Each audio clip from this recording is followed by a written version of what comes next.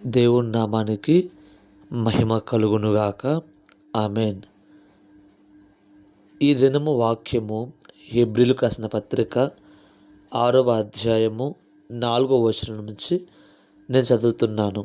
ఒక్కసారి వెలిగింపబడి పరలోక సంబంధమైన వరమును రుచిచూచి పరిశుద్ధాత్మల పాలివారై దేవుని దివ్య వాక్యమును రాబో యుగ సంబంధమైన శక్తుల ప్రభావమును అనుభవించిన తరువాత తప్పిపోయిన వారు తమ విషయములలో దేవుని కుమారుణ్ణి మరలా సిలువ వేయుచు బాటముగా ఆయనను అవమానపరుచుచున్నారు గనుక మారు మనసు పొందినట్లు అట్టి వారిని మరలా నూతనపరచుట అసాధ్యము.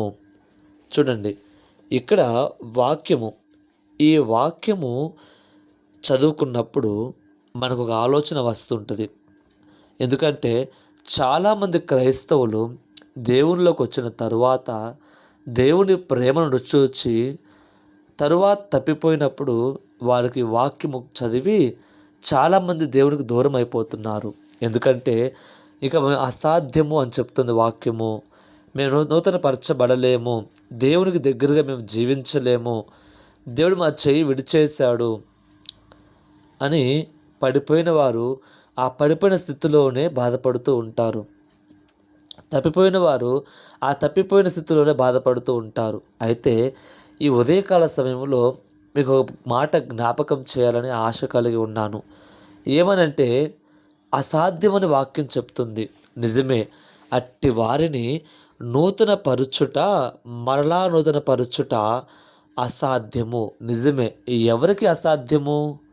ఒక్కసారి అర్థం చేసుకుందాం వాక్యాన్ని. అసాధ్యం అంటుంది. ఎవరికి అసాధ్యం అంటే మనుషులకి అసాధ్యము. అలాంటి వారిని మరలా నూతన పరచుట మనుషులకి అసాధ్యమే, కానీ దేవునికి సమస్తము సాధ్యమే. దేవుని బిడ్డ, ఈ మాట జ్ఞాపకం చేసుకో. దేవునికి సమస్తము సాధ్యమే. ఒకడు నిలుచుట ఒకడు పడిపోవుట ఆయన వశములో ఉందని వాక్యం సెలవిస్తుంది. రక్షించుటకు శిక్షించుటకు ఆయన శక్తిమంతుడని చెప్పి వాక్యం సెలవిస్తుంది. అయితే ఆయన శిక్షించుటకు రక్షించుటకు ఆయన సమర్థుడైన దేవుడు. ఆయనకు అసాధ్యమైనది లోకంలో ఏమీనూ లేదు కాబట్టి ఆయనకు సమస్తము సాధ్యమే.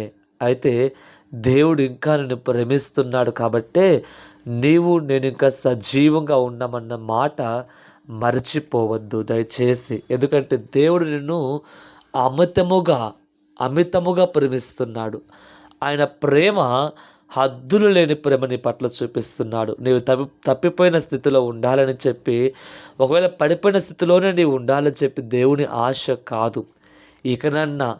ఇకనన్నా సరే లేచి నిలవబడు, ఆయన వైపు చూడు. ఎందుకంటే నీ పట్ల ఆయన అమితమైన ప్రేమ పెట్టుకున్నాడు.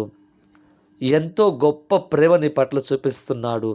ఇంకా నీ పట్ల ఆశ కలిగి ఉన్నాడు. నీ పట్ల దీర్ఘశాంతాన్ని చూపిస్తున్నాడు. కాబట్టి ఒక్కసారి ఆయన ప్రేమ వైపు తిరిగి ఆయన కోసం నిలబడేదానిగా ఉండాలని చెప్పి దేవుని పేరిట నేను మనవి చేయుచున్నాను. ఎందుకంటే దేవుని ప్రేమ నీవు పడిపోవటం ఇష్టం ఉండదు. దేవుని ప్రేమ నీవు నరకానికి వెళ్ళిపోవటం ఇష్టం ఉండదు. దేవుని ప్రేమ నీవు ఆయనతో కూడా కలిసి సంతోషించాలని చెప్పి ఆయన ఆశపడుతున్నాడు. కాబట్టి అటువంటి యేసు వైపు తిరిగి నీ యొక్క జీవితాన్ని సరిచేసుకో. ఈ మాటలు దేవుడు దీవించి బహుగా ఆశీర్వదించును గాక. ఆమెన్. ఆమెన్.